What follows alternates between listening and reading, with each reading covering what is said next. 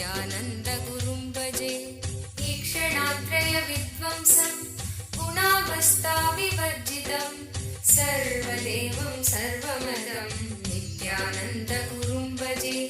सर्वकर्तृत्व भोक्तृत्व नियन्त्रित्व विवर्जितं सकलागम संवेद्यं नित्यानन्दगुरुं भजे।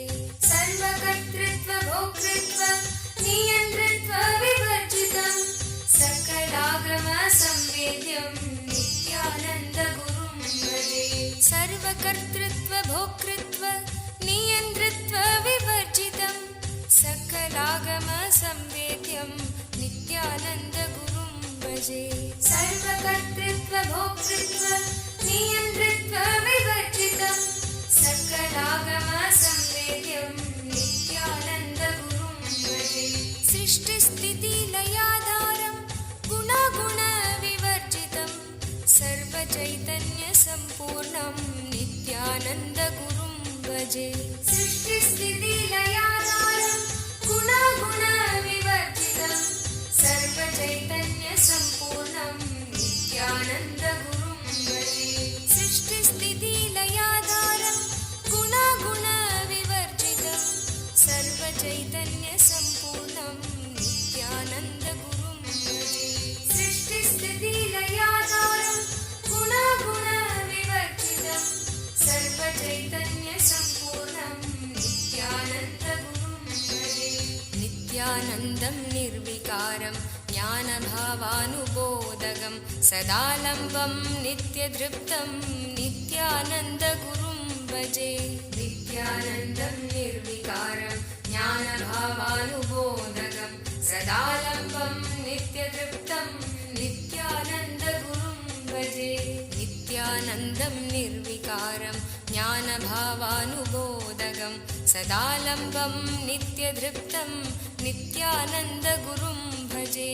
नित्यानन्दं निर्विकारं ज्ञानभावानुबोधकं सदालम्बं नित्यतृप्तं नित्यानन्दगुरुं भजे। संसारसागरोद्धारं योगिहृत्पद्ममन्दिरं महाभावं शुद्धचित्तं नित्यानन्दगुरुं भजे। संसारसागरोद्धारं योगिहृत्पद्ममन्दिरं महाभावं शुद्धचित्तं नित्यानन्दगुरुं भजे। संसारसागरोद्धारं योगिहृत्पद्ममन्दिरं महाभावं शुद्धचित्तं नित्यानन्दगुरुं भजे। संसारसागरोद्धारं योगिहृत्पद्ममन्दिरं महाभावं शुद्धचित्तं नित्यानन्दगुरुं भजे। श्रीशङ्करांशसम्भूतं सच्चिदानन्दरूपिणं नादबिन्दुकलातीतं नित्यानन्दगुरुं भजे। श्रीशङ्करांशसम्भूतं सच्चिदानन्दरूपिणं नादबिन्दुकलातीतं नित्यानन्दगुरुं भजे। श्रीशङ्करांशसम्भूतं सच्चिदानन्दरूपिणं नादबिन्दुकलातीतं नित्यानन्दगुरुं भजे। श्रीशङ्करांशसम्भूतं सच्चिदानन्दरूपिणं नादबिन्दुकलातीतं नित्यानन्दगुरुं भजे। निर्गुणं निर्मलं शान्तं निराभासं निरञ्जनं निरालम्बं जगत्पूज्यं नित्यानन्दगुरुं भजे। निर्गुणं निर्मलं शान्तं निराभासं निरञ्जनं निरालम्बं जगत्पूज्यं नित्यानन्दगुरुं भजे।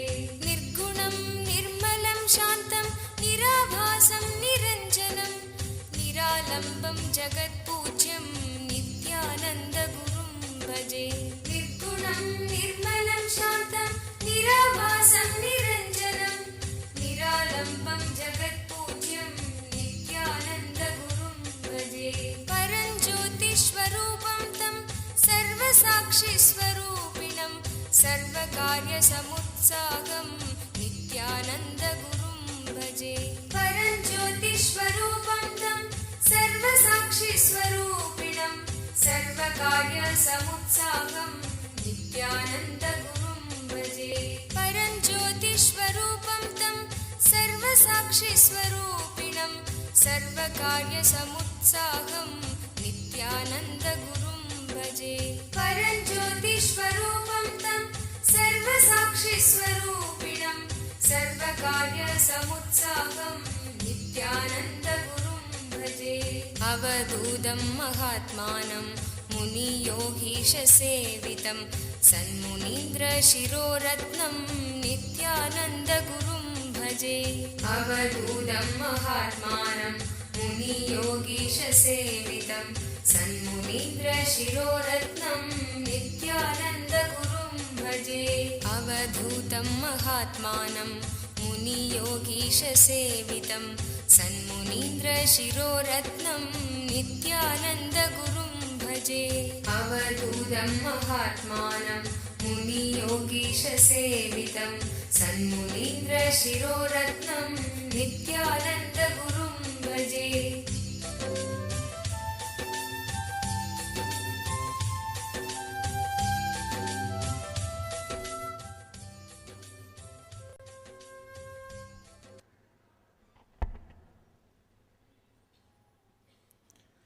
सदाशिवसमारम्भां शङ्कराचार्यमध्यमाम् अस्मदाचार्यपर्यन्तां वन्दे गुरुपरम्पराम्.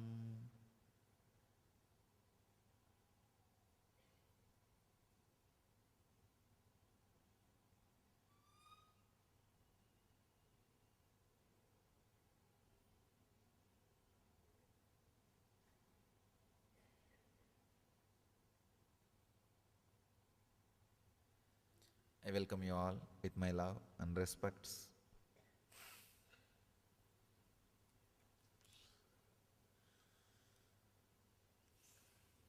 Before entering into the program, Kalpataru, just few understandings for newcomers.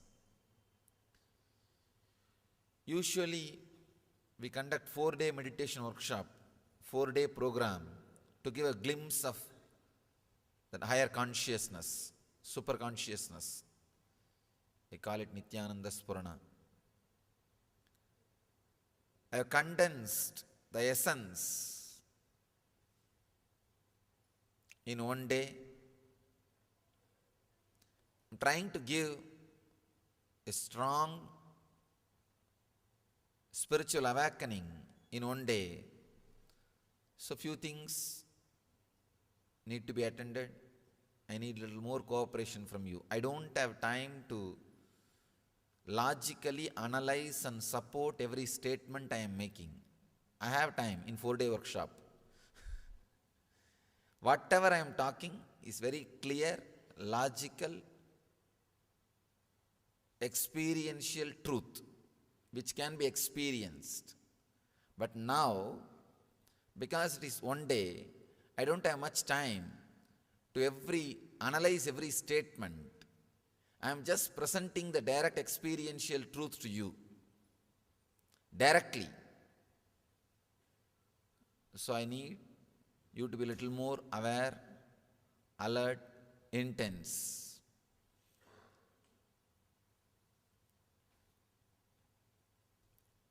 Why I support every argument, every idea logically? Because many times when things are uttered, we are not aware, we just relax. If 10 statements are uttered, 1 or 2 only you grasp. Psychiatrists say only 2% we grasp. Only 2%. If 100 things are happening around us, we grasp only 2%. We respond to only 2%. If you are hypnotized, only then you reveal what all is recorded inside you. If 100 things are recorded inside you, in your unconscious, you respond only to 2 things. If you are in that awareness, I think you will miss a lot. I want you to be intense, be aware, because even if you miss one statement, you may miss the whole essence. You may miss the experience, what I call Kalpataru. So all I request is be intense, be aware, completely involved I have seen in the 4-day meditation workshop, people will start meditating only from third day. But I don't want you to wait till third day. Please start from the first session. From the first session, because we have only one day. Please, you don't have to wait. Usually, people don't start connecting. They wait to be intellectually tortured. Now, that is what is the right word. Going on, giving arguments, logic. This is nothing but intellectual torture. I request you, please don't wait to be intellectually tortured. I am straight away sharing the experiences and techniques and experience it. Experience doesn't need intellectually to experience the truth. You don't need to be intellectually tortured. But we are not convinced. We don't want to settle down. We don't want to relax. We don't want to connect. Then nothing else can be done. I have to go on using all kinds of words. This one day, we don't have time to use too many words. I'll straight away present simple truths. Internalize it and start meditating. Start experiencing. Let me introduce the word Kalpadaru. In Sanskrit, the literal translation, literal meaning, the Kalpadaru word is Sanskrit word. Literal meaning is fulfilling your wishes, the tree which fulfills your wishes. Kalpataru means, kalpa means whatever you can visualize. Taru means the tree which fulfills it. Please understand. Fulfilling does not mean giving. There is a subtle difference. Many times, giving does not gives you fulfillment. If your desire is given, what you asked is given, the fulfillment doesn't happen. What for you asked, if that is provided, only then fulfillment happens. There is a subtle difference between what you ask and what for you ask. Many times, we achieve what we ask, but what for we ask is never achieved. I have seen people going through the depression of success. They achieve what they want: house, car, bank balance, relationship. They achieve all that. But what for they want to achieve, that they are not able to achieve. Whenever you wish for something, you always have a feeling, if I achieve this, I'll be settled. If I achieve this, I'll be settled. But after achieving that object, suddenly you realize you are not settled. You are not fulfilled. That's what I call depression of success. I've seen so many people, before achieving something, they think if I achieve that, I'll be completely fulfilled and settled. But after achieving, they are in opposite mood. Completely opposite mood. You can see from your young age. The moment you start feeling the individual identity, you have some deep emptiness. From that moment, we feel a deep emptiness. First we think, if I am educated and I'll be settled in the life, that emptiness will disappear. After education, we think, no, if I am employed and if I am standing on my own, that emptiness will disappear. After that, we think, no, if I am married and have love in my life, that emptiness will disappear. After marriage, if I have kids and a family, the emptiness will disappear. After that, no, if I have a house and car, emptiness will disappear. After that, if a son stands on his own feet, emptiness will disappear. Then I think, if he gets married, I think I am settled. When he gets married, no. If I have my grandkids, I am settled. Till you settle down in the tomb, graveyard, we don't feel we are settled. That emptiness, which starts the moment you feel the individual identity, continues to drive your life crazy. It is continuously driving your life crazy. The big problem is, whatever people tell, you believe and start doing it. If somebody says, with money that emptiness will disappear, you run behind money. If somebody says, no, with good relationships, that emptiness will disappear, you start running behind. If somebody says, no, if you have a position in the society and security, the emptiness will disappear. Big problem is, you are running behind the goals set by the people who themselves have not experienced the fulfillment. They themselves have not experienced the fulfillment, but they are setting the goal. You are running behind that goal. That is what we call Maya. Maya means Yama iti Maya, which is not there, but which makes you run with fear and greed as if it is there. Yama iti Maya, in Sanskrit we say, which is not there, but which makes you continuously feel, which creates the responses of fear and greed in you as if it is there.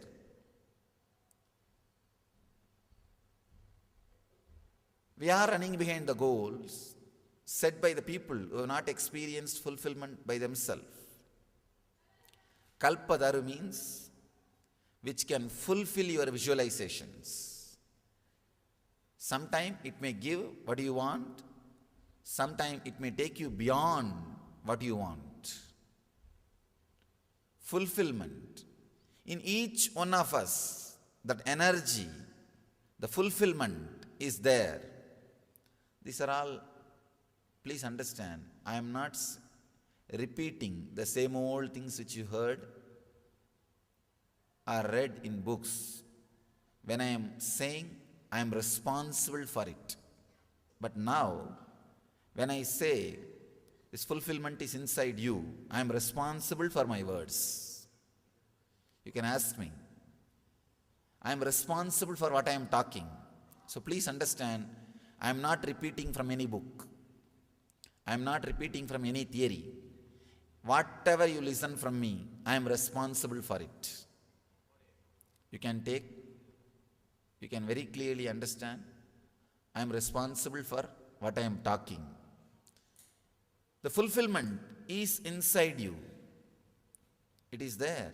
And we have experienced. Even now, rarely we experience. One big problem is, human beings when they walk, they leave their footprint. The birds don't leave their footprint. Same way, suffering leaves samskara, engram, memory in you. But fulfillment, which you experience in your life, rarely doesn't leave footprint, doesn't leave any memory inside you. That is why you don't remember the moments when you experienced fulfillment. But you can always recall the moments which you experienced suffering. The painful moments you can always recall and remember, recollect, cherish. That's what we are doing whole day. Whole day we are doing that only. Constantly we bring our past back. Actually, if you have any problem directly, any pain, suffering, we are very comfortable with the present moment. We think, oh, life is going as it should be. If nothing is there, if everything goes well, we feel empty and lonely. First thing, oh, if everything is going smooth today, tomorrow it is going to be a very bad day. That is our mind. Then, even if that is not satisfying, we bring all the old memories. See what happened to me a few days before. That shouldn't have happened. This shouldn't have happened. We cherish. In a way, we are habituated to cherish suffering. We are habituated to cherish pains. We are trained. We are enjoying. If they are not there, we are missing something. We feel lonely. They become our company. Fulfillment does not leave imprint, does not leave engram in us. It is a gap